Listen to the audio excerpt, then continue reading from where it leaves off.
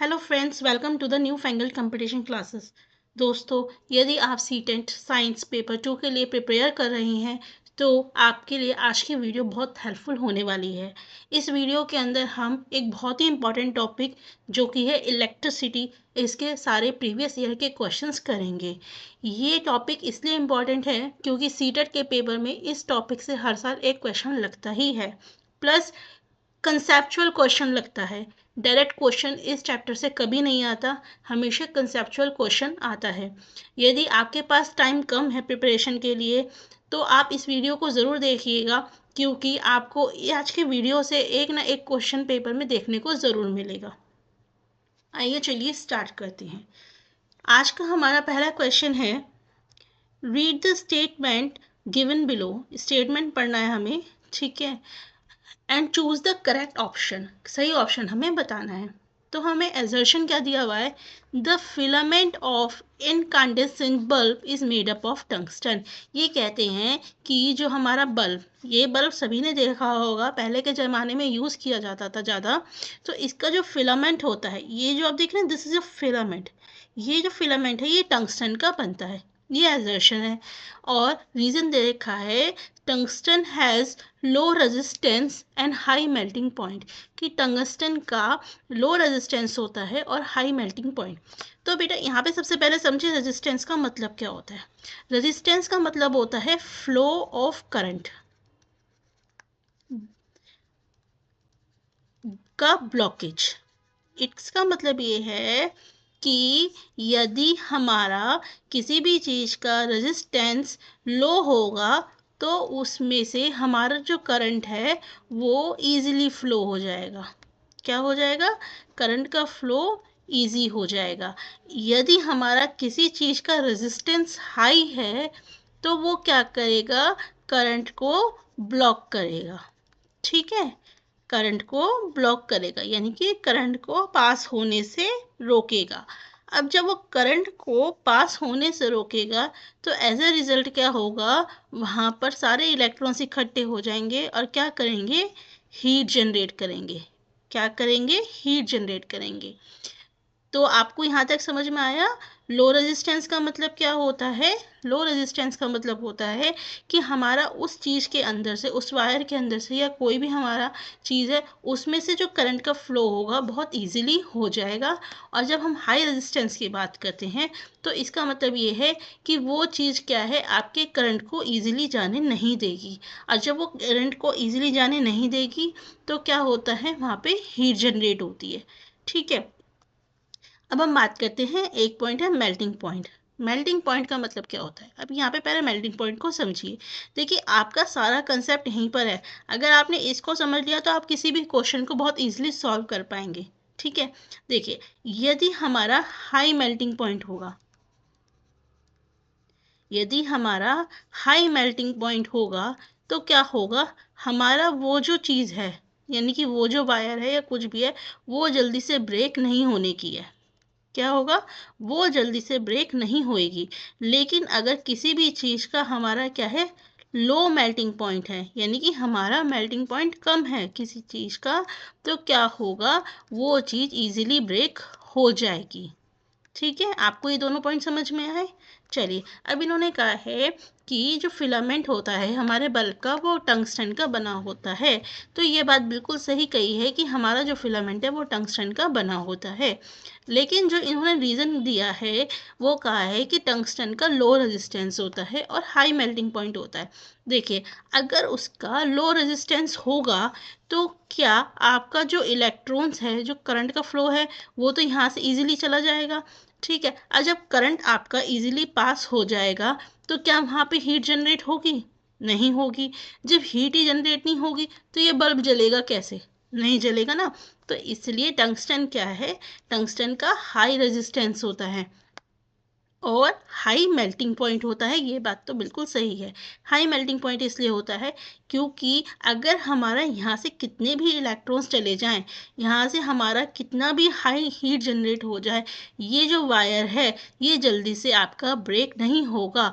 आपके यहाँ पे इलेक्ट्रॉन्स कितने भी स्ट्रॉन्ग हो जाएं, कितने भी इकट्ठे हो जाएं वो क्या करेंगे, उसका हीट जनरेट करेंगे और वायर को मेल्ट नहीं करेंगे। तो इसका सही आंसर होगा A is true and R is false. चलिए नेक्स्ट क्वेश्चन की तरफ चलते हैं। इन्होंने कहा है which of the following options correctly arrange the lightning devices in order of increasing energy efficiency. हमें बताना है कि एनर्जी एफिशिएंसी को इंक्रीजिंग ऑर्डर में निकालते हुए कि हमारा कौन सा सबसे ज़्यादा एफिशिएंट है। ठीक है, जो फिर कम, उससे कम। तो हमारे पे ये जो दे रखा है सीक्वेंस, यहाँ पे सबसे पहले कम है, फिर उससे ज़्यादा, फिर उससे ज़्यादा, फिर उससे ज़्यादा, इस तरीके से है। लेकिन सबसे पहले एनर्जी एफिशिएंसी का मतलब समझिए क्या होता है। एनर्जी एफिशिएंसी का मतलब होता है कि कौन सा डिवाइस हमारा कम एनर्जी यूज़ करके सेम रिजल्ट देता है। ठीक है, जैसे कि हमारे पास यहाँ पे 4 डिवाइसेस हैं।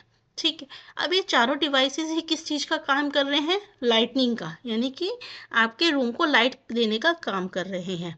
लेकिन एनर्जी कंजम्पशन जो है सबका अलग अलग है। ठीक, अब देखिए ये आपका इनकांडेसेंट बल्ब है। ठीक, this is your tube light, this is your CFLs and this is your LED। अब आप इनको फ़र्क समझिए, इन चारों में फ़र्क क्या है। फ़र्क क्या है बेटा, जब हम इसका यूज़ करते थे बल्ब्स का, तो इसमें क्या होता था, सिर्फ हमारा जो 10% थी वो एनर्जी हमारी हीट में कन्वर्ट होती थी, बाकी की जो 90% एनर्जी है वो वेस्ट होती थी। ठीक है, इसी तरीके से जब हम ट्यूबलाइट का यूज़ करते थे उसमें 25 से 30% जो एनर्जी जाती थी वो हमारी लाइट में कन्वर्ट होती थी, बाकी की एनर्जी हमारी वेस्ट होती थी। उसी तरीके से जब हम CFL में यूज़ करते तो सिर्फ 70% हमारी यूज़ होती थी, बाकी की वेस्ट होती थी। फिर हमारे डेवलपमेंट हुआ और हमारे LED बल्ब्स आए। LED बल्ब्स के अंदर अब हमारी 95% एनर्जी हमारी लाइट में कन्वर्ट होती है, बाकी की जो एनर्जी है वो वेस्ट होती है। तो अब आप खुद बताइए इसके अकॉर्डिंग सबसे इफ़िशिएंट हमारा ऑब्जेक्ट कौन सा है, सबसे इफ़िशिएंट लाइटनिंग डिवाइस कौन सा है। सीधी सी बात है, हमारी सबसे इफ़िशिएंट लाइटनिंग डिवाइस कौन सा हो गया, LED। क्यों, क्योंकि इसके अंदर जो हमारी एनर्जी आ रही है वो लाइट एनर्जी में कन्वर्ट हो रही है और आपकी जो वेस्टेज है वो बहुत ही कम हो रही है। तो इसका सही आंसर क्या होगा, सबसे कम होती है इनकांडेसेंट बल्ब, फिर ट्यूबलाइट, फिर आपके CFL और LEDs। इसलिए आपने देखा होगा आजकल सभी के घर में सबसे ज़्यादा LEDs देखने को मिलती हैं। चलिए नेक्स्ट क्वेश्चन की तरफ चलते हैं। इन्होंने कहा है which property of filament in a bulb make it's glow. अभी मैंने आपको समझाया था, इन्होंने कहा है कि जो बल्ब होता है उसके अंदर किस प्रॉपर्टी की वजह से वो ग्लो करता है। तो हमने क्या बताया था कि वो ग्लो कब करेगा, जब उसके अंदर हीट आएगी। ठीक है, सीधी सी बात है, हीट की वजह से ही वो क्या करता है, ग्लो करता है। तो आपका बल्ब ग्लो कब करेगा, जब उसके अंदर हीट एनर्जी प्रोड्यूस होगी। अब हीट एनर्जी कब प्रोड्यूस होगी, जब जो वहाँ से करंट है उसका जो फ्लो है वो रुक जाएगा।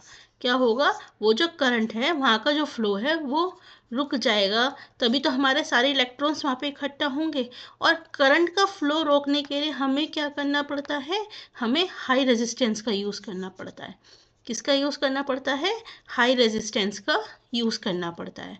ठीक, ये यहाँ तक समझ में आया। अगर हाई रेजिस्टेंस होगा तो करंट का फ्लो रुक जाएगा, करंट का फ्लो रुकने की वजह से क्या होगा, हीट जनरेट होगी, और हीट जनरेट होने की वजह से क्या होगा, हमारा जो बल्ब है वो ग्लो करेगा। यहाँ तक एक कंसेप्ट। दूसरा मैंने अभी क्या बताया, मेल्टिंग पॉइंट के बारे में। हमारा मेल्टिंग पॉइंट कैसा होना चाहिए, वो भी हाई होना चाहिए।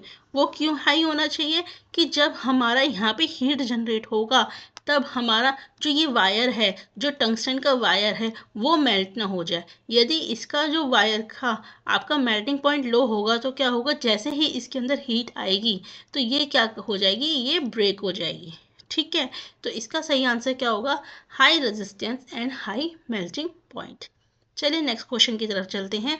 अभी तक जैसे हमने बल्ब के बारे में पढ़ा, उसी तरीके से आपके अक्सर एग्जाम में क्वेश्चन आता है फ्यूज़ वायर से। कैसे आता है, फ्यूज़ वायर से। अब देखिए फ्यूज़ वायर का सबसे पहले यूज़ समझिए। अगर आप उसका यूज़ समझ जाएंगे तो आप इसकी करेक्टरिस्टिक्स अपने आप ही समझ जाएंगे।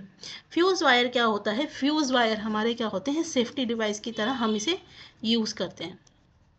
फ्यूज़ वायर को कैसे यूज़ करते हैं हम, सेफ्टी डिवाइस की तरह। ठीक है। अभी सेफ्टी डिवाइस की तरह कैसे इस्तेमाल होता है, देखिए इसमें क्या होता है, एक वायर हमारे इलेक्ट्रिक अप्लायंसेस के अंदर लगाया जाता है। ये वायर क्या होता है, जब कभी भी हमारा करंट एक लिमिट से ज़्यादा आता है, ठीक है, जब कभी भी हमारा जो करंट का फ्लो होता है एक लिमिट से, निर्धारित लिमिट से ज़्यादा हो जाता है, तो ये क्या करता है, वायर टूट जाता है। ये वायर टूट जाता है। एज अ रिजल्ट आपका जो डिवाइस है वो फ्यूज़ होने से बच जाता है। यहाँ तक समझ में आया।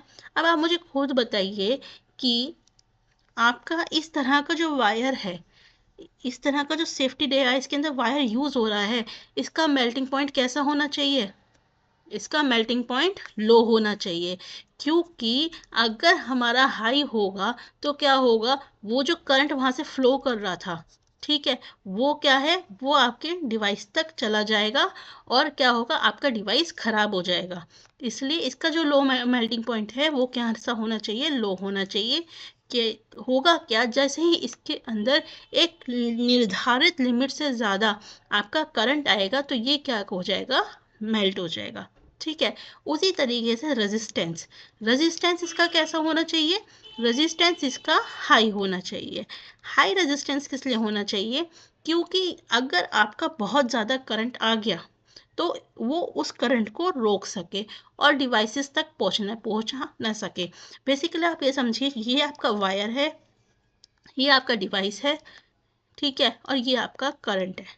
ठीक, तो आपका अगर हाई रेजिस्टेंस है, यहाँ से जब करंट का फ्लो होगा, अगर आपका बहुत ज़्यादा करंट आ गया तो ये जो वायर है इस करंट को रोक सके, और रोकने का काम कौन करता है, हाई रेजिस्टेंस करता है।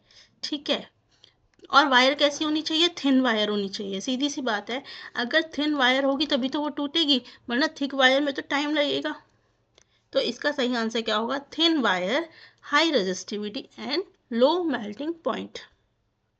चलिए नेक्स्ट क्वेश्चन है, which of the material could be use as fuse. हम इसमें से किस मटेरियल को फ्यूज के तौर पर यूज कर सकते हैं। अभी आपने करेक्टरिस्टिक्स को समझा कि फ्यूज वायर के लिए हमारे को क्या चाहिए, high resistivity plus low melting point. ठीक, अब देख लीजिए यहाँ पे आपका सबसे लो मेल्टिंग पॉइंट क्या है, ऑप्शन नंबर सी। अब यहाँ पे याद रखिएगा, conductivity is inversely proportional to resistivity. Conductivity is inversely proportional to resistivity.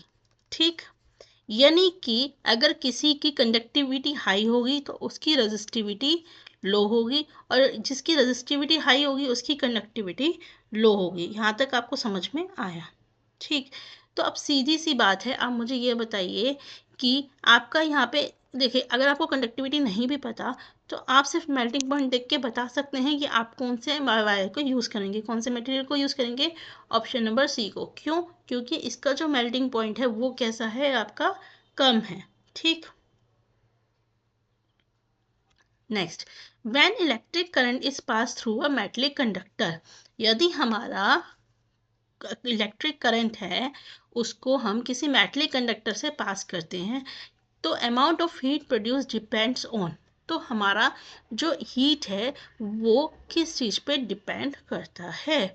तो देखिए बच्चों, किस चीज़ पे डिपेंड करेगा, हमारे पास उस दो वर्ड्स होते हैं। ठीक, एक होता है रेजिस्टेंस और एक होता है रेजिस्टिविटी। दो वर्ड्स को समझिए, एक होता है रेजिस्टेंस, एक होता है रेजिस्टिविटी। जब हम रेजिस्टेंस की बात करते हैं तो हम वायर के रेजिस्टेंस की बात करते हैं, और जब हम रेजिस्टिविटी की बात करते हैं तो हम किसकी बात करते हैं, मटेरियल की बात करते हैं। इतना समझ में आया। जब हम रेजिस्टिविटी की बात करते हैं तो आपका हमारा जो मेन होता है वो किस पे डिपेंड करता है, नेचर ऑफ मटेरियल पे और टेम्परेचर पे। इसे याद रखिएगा, ये किस पे डिपेंड करता है, मटेरियल कि हमारा मटेरियल कैसा है और उस कितना हाई टेम्परेचर जा रहा है। ठीक है। लेकिन जब हम रेजिस्टेंस की बात करते हैं तो हमारा किसकी बात करते हैं, हम वायर की। अब क्योंकि यहाँ पे हीट प्रोड्यूस की बात की गई है, तो हीट प्रोड्यूस हमारा क्या होता है, हीट प्रोड्यूस हमारा होता है रेजिस्टेंस। भाई रेजिस्टेंस रोकेगा तभी तो हमारा हीट प्रोड्यूस होगा। तो जब हम ऐसी चीज़ों की बात करते हैं तो हमारी ये चीज़ किस पे डिपेंड करता है, मटेरियल पे, लेंथ पे, थिकनेस पे। रेजिस्टेंस का फॉर्मूला होता है, resistance is equal to rho L/A, इसे याद रखिएगा, मोस्ट इम्पॉर्टेंट है, जिसमें L क्या होती है, लेंथ, A क्या होता है हमारा एरिया, और रो होता है आपका material, resistivity of the material. ठीक है, बेसिकली आपका इस पे डिपेंड करता है। तो क्या होगा, जैसे जैसे लेंथ बढ़ेगी वैसी वैसी रेजिस्टेंस उसका ज़्यादा होता चला जाता है, और जैसे जैसे एरिया बढ़ेगा उसका रेजिस्टेंस कम होता चला जाता है। आई होप यहाँ तक आपको समझ में आया होगा। चलिए नेक्स्ट क्वेश्चन है, which of the following liquids are the good conductor of electricity, यानी कि इनमें से कौन से ऐसे लिक्विड हैं जो इलेक्ट्रिसिटी कंडक्ट करते हैं। तो देखिए, वो लिक्विड जो जिसमें आयरन डिसोसिएट होते हैं, यानी कि आयंस हमारे निकलते हैं जब उसमें से इलेक्ट्रिसिटी पास की जाती है, वही हमारे जो लिक्विड्स होते हैं वो क्या करते हैं, इलेक्ट्रिसिटी को कंडक्ट करते हैं। ठीक, तो अब बेटा हमेशा याद रखिएगा, आपका जिसके अंदर सॉल्ट होगा वो हमेशा डिसोसिएट करेगा, यानी कि सॉल्ट तो आपका इलेक्ट्रिसिटी कंडक्ट करता ही है। ठीक, और उसके बाद आपका डिस्टिल्ड वाटर आपका इलेक्ट्रिसिटी कंडक्ट नहीं करता, ना शुगर सॉल्यूशन करता। फिर आपका जो विनेगर होता है, क्योंकि खट्टा होता है इसलिए ये भी क्या करता है, आपका कंडक्ट करता है इलेक्ट्रिसिटी, इसलिए आपका इसका सही ऑप्शन होगा A एंड C। चलिए नेक्स्ट क्वेश्चन है, Sarika took distilled water in a bottle. Sarika ने क्या करा है, एक बॉटल के अंदर डिस्टिल्ड वाटर लिया है। अब जैसे ही आपने डिस्टिल्ड वाटर पढ़ा, ठीक है, तो आप यहाँ से ये समझ जाइए ये कंडक्ट नहीं करेगा। वाटर में सिर्फ जो डिस्टिल्ड वाटर होता है वो ऐसा वाटर होता है जो आपका इलेक्ट्रिसिटी कंडक्ट नहीं करता, इलेक्ट्रिसिटी कंडक्ट नहीं करता। ठीक है, अब देखिए क्या कहा है आगे क्वेश्चन में, and try to find whether it conducts electricity और नॉट, कि वो इलेक्ट्रिसिटी कंडक्ट करेगा या नहीं। देखिए दो चीज़, डिस्टिल्ड वाटर इलेक्ट्रिसिटी कंडक्ट नहीं करता, पहली चीज़। दूसरी चीज़, दुनिया में कोई भी चीज़ इंसुलेटर नहीं होती। ठीक है, एक सर्टेन कंडीशन पे आकर वो इलेक्ट्रिसिटी कंडक्ट कर सकती है। ठीक, तो अब ऐसे केस के अंदर क्या होता है, हम हमेशा जो भी हमारे प्रोडक्ट होते हैं उसे दो कैटेगरी में डालते हैं, गुड कंडक्टर और पुअर कंडक्टर या फिर bad conductor. Nothing is insulator, insulator नहीं होता, या तो गुड कंडक्टर होता है या बैड कंडक्टर होता है। तो अभी हमने कहा डिस्टिल्ड वाटर हमारा इलेक्ट्रिसिटी कंडक्ट नहीं कर सकता, तो इसका मतलब क्या हुआ, हमारा डिस्टिल्ड वाटर क्या होता है, poor conductor of electricity.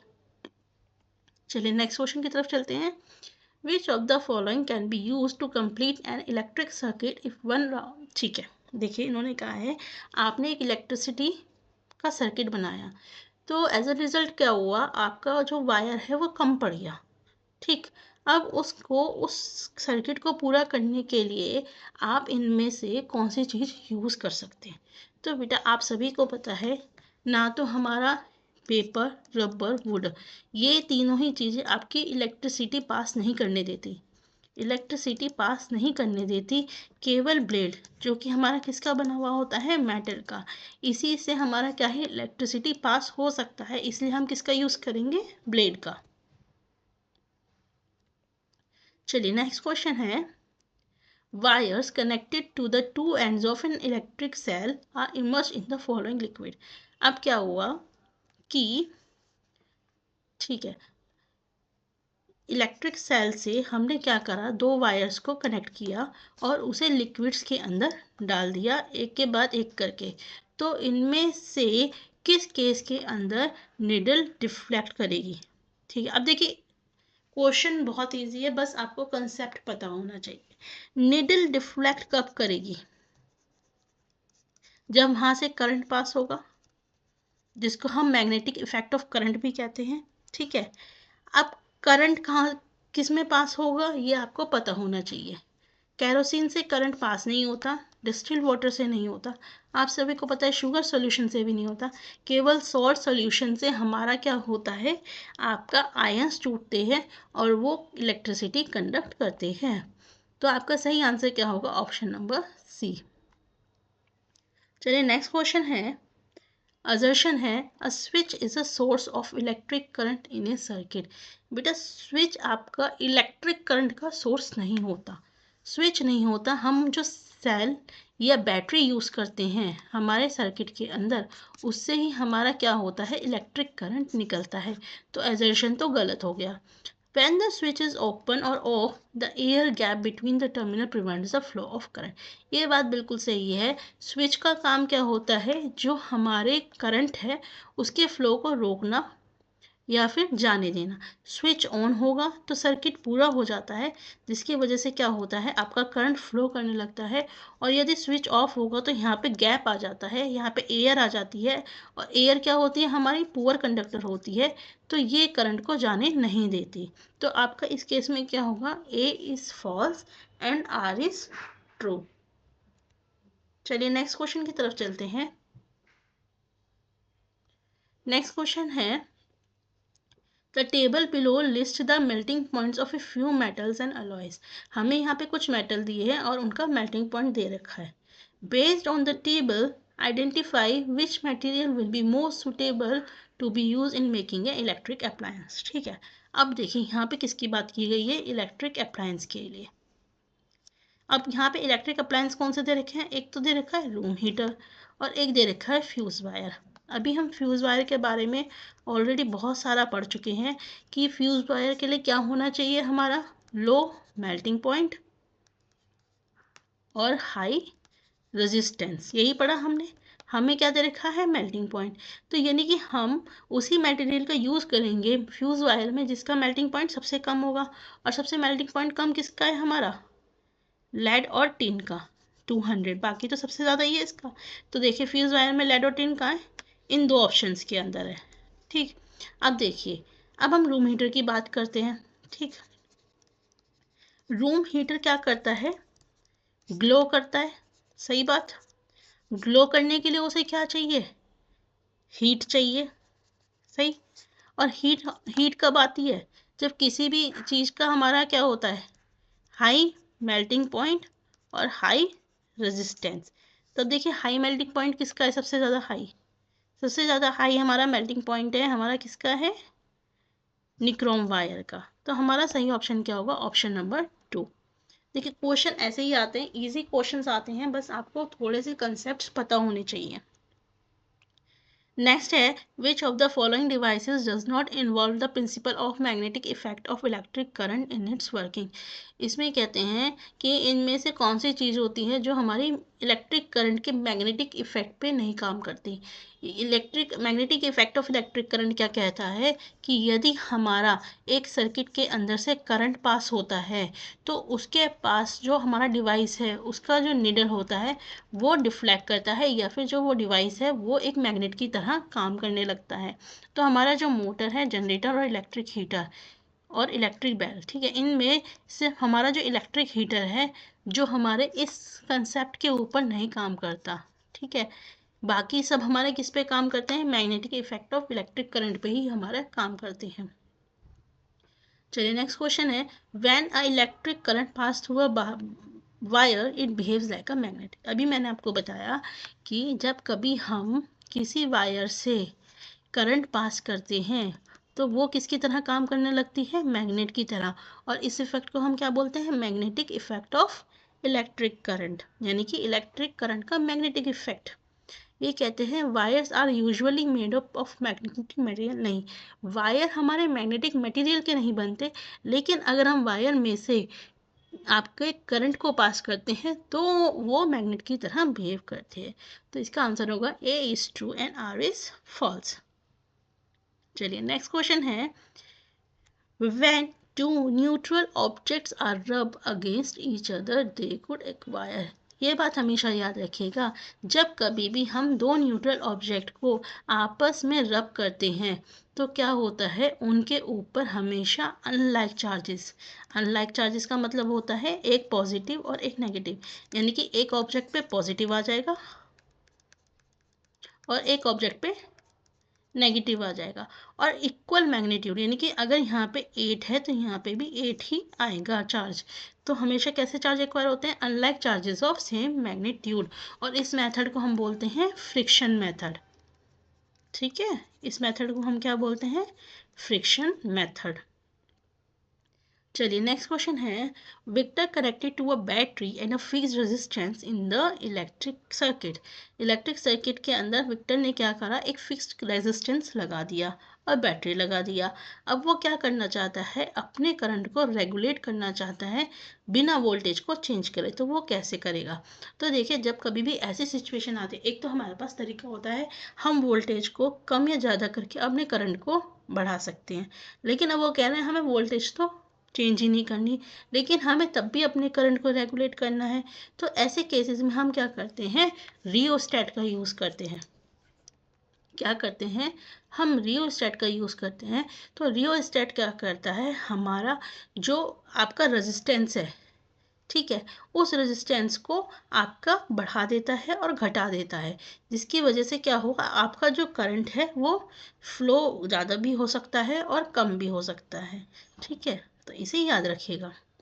Next question है कि इनमें से फ्यूज वायर के लिए आप कौन से मटेरियल का यूज़ करेंगे। अगेन आपको पता होना चाहिए आपको फ्यूज वायर के लिए किस तरीके का वो चाहिए, कैसे, तो जिसका मेल्टिंग पॉइंट लो हो और रजिस्टिविटी हाई हो। ठीक है, अब देखते हैं लो मेल्टिंग पॉइंट किसका है, इन दोनों का, और रजिस्टिविटी हाई किसकी है, जेड की। तो आपका ऑप्शन क्या होगा, option number 3।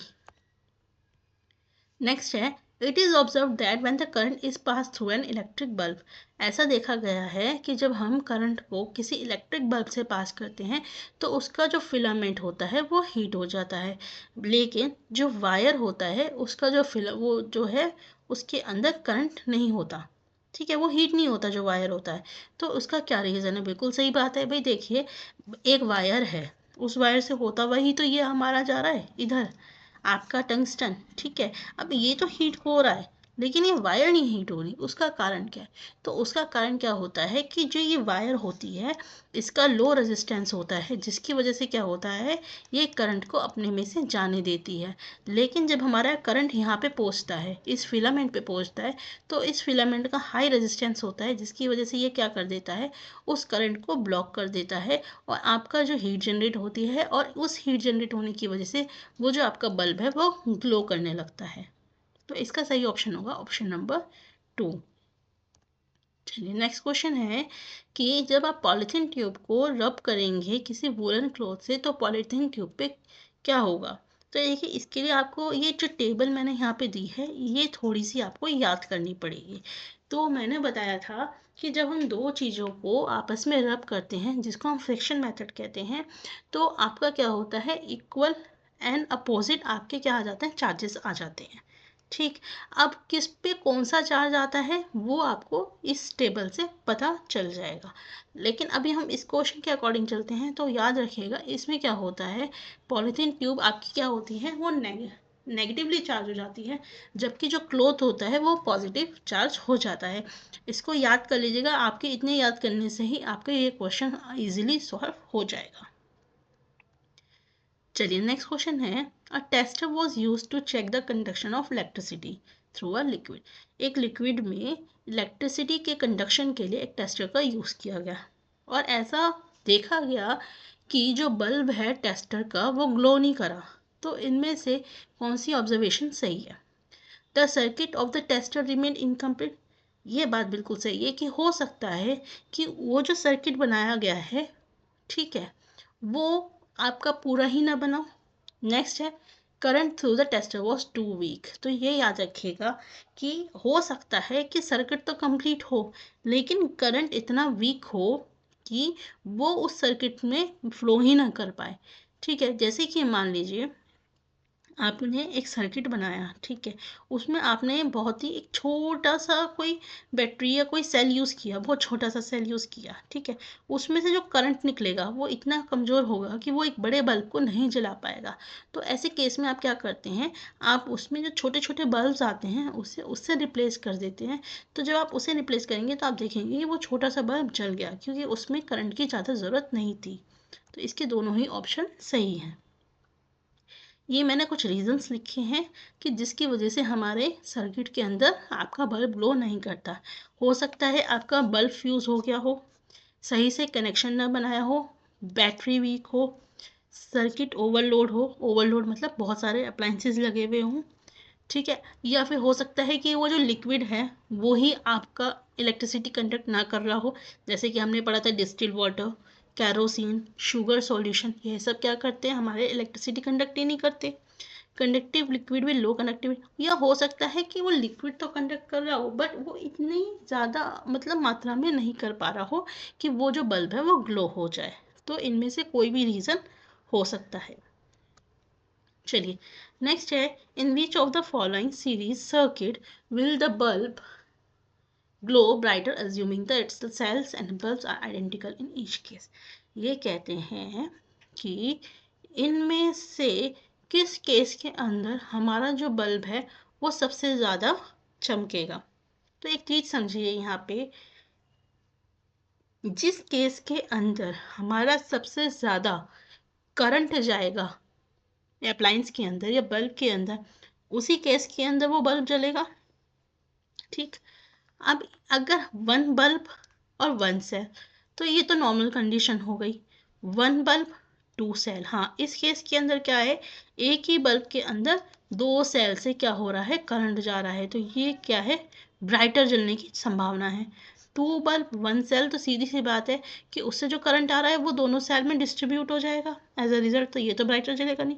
To bulb and two cell, तो वो इक्वल अमाउंट में चला जाएगा। तो अगर हम सारे केसेस को कंपेयर करें तो सबसे ज़्यादा हमारा बल्ब किस में जलने की संभावना है, सबसे ब्राइट सेकंड केस में, जिसमें से दो सेल क्या करेंगे, एक ही बल्ब को आपके करंट देंगे। चलिए नेक्स्ट है, x is charged by y, it is found that x obtains the charge opposite to that of y। एक ऑब्जेक्ट x है, एक ऑब्जेक्ट y है, ठीक है, इन्होंने कहा है ऐसा पाया गया है कि एक के ऊपर पॉजिटिव चार्ज है, एक के ऊपर नेगेटिव चार्ज है। तो ऐसा किस कंडीशन, किस चार्जिंग प्रोसेस की वजह से हो सकता है, तो एक तो आपको पता ही है, फ्रिक्शन। ठीक है, फ्रिक्शन में क्या होता है, हमारे इक्वल एंड अपोजिट चार्जेस आपके आ जाते हैं। इसके अलावा दो मेथड होते हैं, एक होता है कंडक्शन, एक होता है हमारा इंडक्शन। ठीक, कंडक्शन मेथड क्या कहता है, ये हमारी कोई अनचार्ज बॉडी है, तो जब हम इसके पास एक चार्ज बॉडी लाएंगे, मान लीजिए इसके पास क्या थे, पॉजिटिव चार्ज थे, तो जब हम इस बॉडी को इस वाली से टच करेंगे तो ये जो बॉडी होगी ये अपना पॉजिटिव चार्ज क्या दे देगी, इसको दे देगी। ठीक है, तो जो चार्ज इस पे होगा वही चार्ज आपका इस पे होगा। तो कंडक्शन का तो मेथड ये है। इंडक्शन कहता है, मान लीजिए ये मेरी एक बॉडी है और यहाँ पे भी एक बॉडी है, ठीक, ये आपकी क्या है, पॉजिटिव चार्ज है, इस पे आपके क्या है, पॉजिटिव नेगेटिव दोनों चार्ज हैं। ठीक, तो जब आप इस बॉडी को पास लेके जाएंगे तो क्या होगा कि आपका ये क्योंकि पॉजिटिवली चार्ज है और आपको पता है कि सेम चार्जेस रिपेल करते हैं और अनलाइक चार्जेस अट्रैक्ट करते हैं, तो पॉजिटिव है तो यहाँ पे सारी क्या होंगी, आपकी नेगेटिव चार्जेस आ जाएंगे इधर, और जो ये पॉजिटिव चार्जेस हैं, ठीक है, रिपेल होके आपकी बॉडी से बाहर चले जाएंगे। तो एज अ रिजल्ट क्या होगा, आपके पास लास्ट में क्या बचेगी, एक नेगेटिव बॉडी और एक पॉजिटिव बॉडी। ठीक, तो याद रखिएगा इन तीनों केसेस में अगर इन्होंने कहा है कि अपोजिट चार्जेस हैं, तो अपोजिट चार्जेस किस केस में हो सकते हैं, फ्रिक्शन और इंडक्शन। नेक्स्ट है वही असर्शन रीजन का statement, sugar solution is a good conductor of electricity. अभी हम ऑलरेडी पढ़ चुके हैं, शुगर सॉल्यूशन हमारा गुड कंडक्टर नहीं पुअर कंडक्टर होता है, तो असर्शन गलत हो गया। Sugar does not dissociate into ions in water, ये बात बिल्कुल सही है, अगर वो डिसोसिएट हो जाता हो तो इलेक्ट्रिसिटी कंडक्ट करता, अब इलेक्ट्रिसिटी कंडक्ट नहीं कर रहा तो इसका मतलब आपके आयंस भी डिसोसिएट भी नहीं होता, तो इसका सही ऑप्शन होगा A is false and R R true. Next question, tap water is a good conductor of electricity. याद रखिएगा टैप वाटर हमारा गुड कंडक्टर ऑफ इलेक्ट्रिसिटी होता है, असर्शन सही है। क्यों होता है, क्योंकि इसके अंदर क्या होता है, सॉल्ट होता है। क्या होता है, सॉल्ट। इन्होंने रीजन दिया है tap water contains impurity in the form of dissolve salt, ये बात भी बिल्कुल सही है। तो आपका ये आपके दोनों ही स्टेटमेंट सही हैं और आपका जो रीज़न है वो बिल्कुल सही है। ठीक है, नेक्स्ट क्वेश्चन है, a copper wire is a good conductor of electricity. ये बात बिल्कुल सही है कि जो कॉपर वायर होती है वो आपकी गुड कंडक्टर ऑफ इलेक्ट्रिसिटी होती है। एजर्शन सही है। इन्होंने कहा है all good conductor of heat are good conductor of electricity. देखिए मोस्टली लिखते तो ये बात सही होती। अब क्योंकि इन्होंने ऑल लिख दिया है तो ये गलत है, क्योंकि आपका एक एलिमेंट होता है मीका, ठीक है, ये गुड कंडक्टर ऑफ हीट तो होता है but good conductor of electricity नहीं होता। इस वजह से आपका ए सही है और आर आपका गलत है। चलिए नेक्स्ट है दो वायर्स, ठीक है, forming open ends of A circuit consisting of, ये देखिए उसी तरीके से आ गया यहाँ पे कि लिक्विड है, इसमें दो वायर हैं, ये सर्किट बनाए गए हैं, ठीक है, यहाँ पे एक बल्ब लगाया गया है, सेल लगाया गया है और आपका यहाँ पे लिक्विड भरा गया है, ठीक। अब आपको इन्होंने कहा है कि आपका ए के केस में बल्ब जल रहा है, बी में नहीं जल रहा, सी में नहीं जल रहा और डी में भी नहीं जल रहा। तो देखिए आपका बल्ब कब ग्लो करेगा, जब करंट पास होगा। सीधी सी बात है, हम इतनी देर से यही बात करते आ रहे हैं। करंट पास होगा तो हीट जनरेट होगी और हीट जनरेट होगी तो क्या होगा, आपका जो बल्ब है वो ग्लो करेगा, ठीक। तो इसका मतलब है करंट कब पास होगा, जब आपका वो गुड कंडक्टर होगा सोल्यूशन में। तो सीधी बात, अब ये कह रहे हैं ए हमारा क्या है, गुड कंडक्टर होना चाहिए, क्योंकि आपका वो बल्ब जो ग्लो कर रहा है। तो हमने बात करी शुगर सॉल्यूशन और डिस्टिल्ड वाटर, ये तो आपके हो ही नहीं सकते, तो ये दोनों ऑप्शन आपके कट गए। सॉल्ट वाटर और कॉपर सल्फेट, अब इन दोनों में से हो सकता है। और इन्होंने कहा है बी आपका गुड गुड कंडक्टर नहीं है और सी भी आपका गुड कंडक्टर नहीं है। तो देखते हैं हम लोग, अभी हमने कहा कॉपर सल्फेट क्या है, गुड कंडक्टर है, और यहाँ पे इन्होंने कहा है कि यहाँ पे नहीं है। तो आपका सही ऑप्शन क्या होगा, ऑप्शन नंबर 1। याद रखिएगा copper sulphate good conductor, sugar solution poor conductor, distilled water poor conductor, salt water good conductor. Next question है charges become used up as it flows through a circuit. देखिए एक होता है preservation of charges, ये कहता है charge हमारे use up नहीं होते बल्कि क्या होते हैं, कंजर्व होते हैं, कंजर्व होते हैं, ठीक है, यानी कि वो एक फॉर्म से दूसरे फॉर्म में चेंज होते हैं लेकिन यूज अप नहीं होते। नेक्स्ट का है charge flows through a circuit at very high speed. देखिए ऐसा नहीं है कि बहुत स्पीड से होते हैं, ये डिपेंड करता है हमारे वोल्टेज के ऊपर, ठीक है। नेक्स्ट है a light bulb transform the electrical energy of a moving charge into other form of energy, ये बात भी बिल्कुल सही है। Charge carrier in the wires are simply electrons possessed by the atom. देखिए क्या होते हैं, हमारी जो वायर बनी होती है वो आइटम्स की बनी होती है और हर एक एटम में क्या होते हैं, हमारे इलेक्ट्रॉन और प्रोटॉन्स होते हैं, ठीक है। तो इन्होंने कहा है कि इलेक्ट्रॉन्स के बने होते हैं, तो ये बात भी सही है। तो आपकी कौन सा ऑप्शन सही है, option number C and D. So thank you guys, video अच्छी लगे तो लाइक सब्सक्राइब शेयर ज़रूर कीजिएगा, और अगर आपके पास टाइम कम है तो प्रीवियस ईयर की सारे क्वेश्चंस की जो सीरीज़ है वो देख के जाइए। अगर आप उतने भी कर लेंगे तो आपका एग्ज़ाम बहुत ईजिली क्लियर हो जाएगा। बाकी अगर कंटेंट पढ़ना है तो कंटेंट भी हमारे चैनल पर आपको अवेलेबल करवा रखा है, उसे पढ़िए। Thank you.